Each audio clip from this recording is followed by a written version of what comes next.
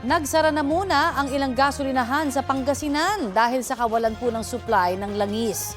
Sa datos ng Pangasinan Police Provincial Office, 15 gasolinahan yan mula sa mga bayan ng Bugalyon, Burgos, Infanta, Lingayen, Mabini, Natividad, Rosales, San Quintin at sa Sison.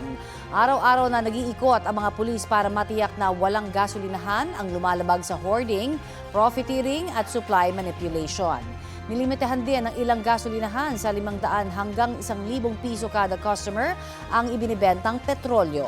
Sa Placer, Masbate naman, arestado ang isang lalaki dahil sa illegal umanong pagbebenta ng gasolina.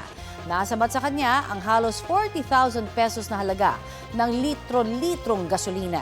Mahaharap ang suspect sa hukulang reklamo at wala naman po siyang pahayag.